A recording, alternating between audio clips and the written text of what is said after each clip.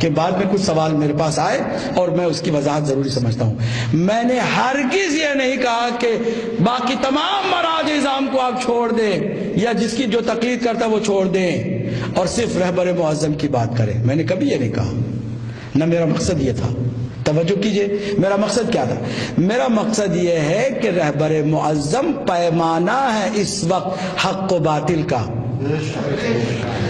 اس وقت رہبر کی مخالفت کرنا استکباری سوچ کو اپنانا ہے، کسی بھی فارم میں، کسی بھی شکل میں.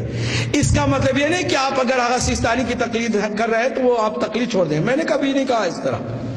تمام مراجع اعظام قابل احترام ہے. آپ ہر مرجع تقلید کی تقلید میں رہ کر بھی لیڈرشپ کو اپنا لیں، کیونکہ ایک ہی لیڈر ہوتا ہے ایک وقت میں. بھائی جوانان جنت کے سردار دو ہیں، مگر جب تک حسن ہے حسین بھی اس امام حسن کی امامت میں ہے. توجہ ہے کہ نہیں ہے؟ سارے مراجع کو سلام ہم کرتے ہیں. اگر تمام مراجع مل کر اس ایک عظیم ولی فقی کے نظام ولایت کے ہم آہنگ ہو، ہماری جانیں ان پر قربان ہے. مخالفت کرنا میں نے کہا کہ یہ استکباری سوچ ہے، نہ کہ کسی کی تقلید کرنا. تقلید کسی کی بھی ہو سکتی. شرعی مسائل میں، فقہی مسائل میں کوئی بھی کسی کی بھی اس مرجع تقلید کی جو کوالیفائیڈ ہو. امریکہ نے اس کو سرٹیفکیٹ نہ دی ہو،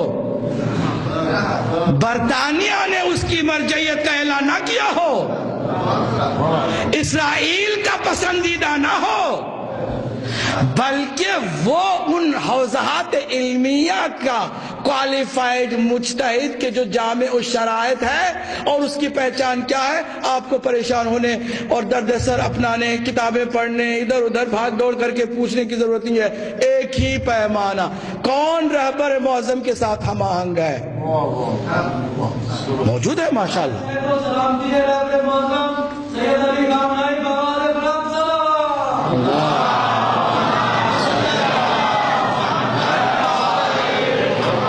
ہم آہنگ ہے کافی.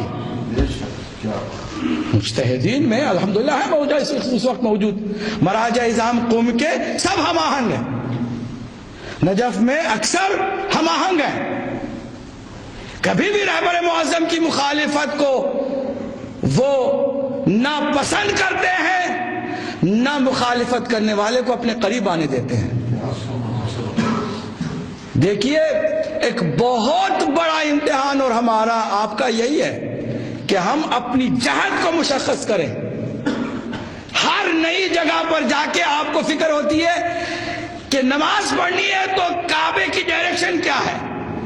توجہ ہے کہ نہیں؟ ہر نئی جگہ پر جا کر کے آپ کو یہ پریشانی ہوتی ہے. اگر آپ نمازی ہیں، آپ کہتے ہیں مجھے نماز پڑھنا ہے، قبلے کا تعین کر کے بتاؤ کہ قبلہ کس طرف مجھے کھڑا ہونا ہے کہ نہیں ہے؟ ہر نئے مسافر کے لیے ہے اور ہر زمانے میں بھی یہی ہے کہ آپ کو قبلے کا پتہ ہونا چاہیے کہ آپ کو کس طرف رخ کرنا ہے. صلوات پڑھیے محمد و آل محمد پر.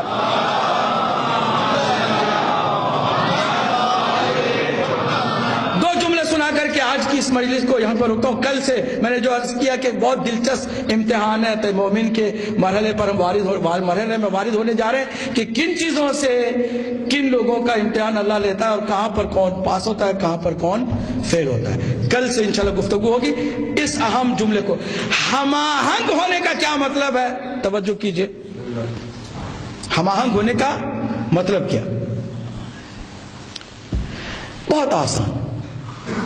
آپ جماعت کی نماز پڑھتے ہیں، اسی لیے اللہ نے جماعت کی نماز پر بہت زور دیا ہے تاکہ جماعت کی نماز 5 وقت کی آپ پڑھیں تو آپ کو اپنی پوری زندگی میں کس کے ساتھ کس طرح ہم آہنگ ہو یاد آتا رہے، سمجھ میں بات آتی رہے. 2 رکعت نماز پڑھتے ہیں، کتنے منٹ لگتے ہیں؟ 2 رکعت نماز پڑھنے کے لیے 2-2.5 زیادہ سے زیادہ کوئی آرام سے نماز پڑھانے والا ہوگا نا امام 5 منٹ لگائے گا. 5 منٹ ہے نا.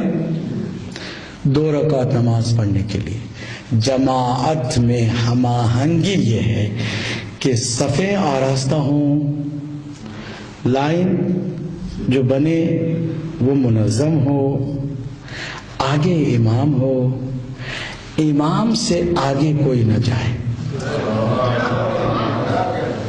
ہم آہنگی ہے نا، ہم آہنگی کو سمجھے.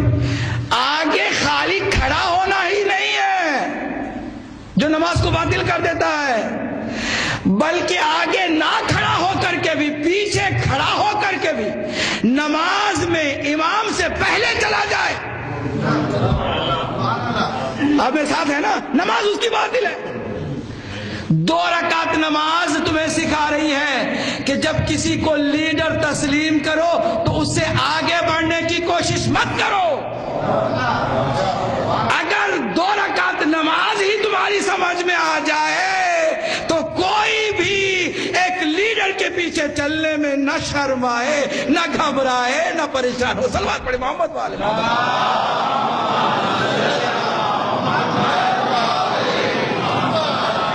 اس سے پہلے آگے نہیں جا سکتے. آپ کو کیئرفل رہنا ہوگا. اچھا رکوع میں جانا ہے، ٹھیک ہے، وہ چلا جائے فوراً آپ چلے جائیے. یہ بھی نہیں کہ آپ آرام سے کھڑے ہوئے ہیں، وہ رکوع ختم کر کے سجدے میں چلا گیا ہے پھر بھی آپ کھڑے ہوئے ہیں. نہ اتنی تاخیر کرو کہ اس جماعت میں بد نظمی پیدا ہو جائے. کیا کہہ رہا ہوں میں؟ اتنی تاخیر کرو، نہ اتنی تاخیر کرو کہ جماعت میں بد نظمی پیدا ہو جائے، نہ جلدی میں اتنی کرو کہ امام سے آگے نکل جاؤ. زیادہ آگے نکل جاؤ گے تب بھی نماز باطل ہے. اور اتنی تاخیر کرو گے کہ دیکھیں گے باقی لوگ کیا کہتے ہیں. ارے باقی لوگ جائے بھاڑ میں، تم کو اس امام کے پیچھے چلنا ہے جس کے پیچھے تم نے نماز شروع کی ہے. لوگوں کو دیکھ کر نہیں جانا ہے، امام کو دیکھ کے جانا ہے.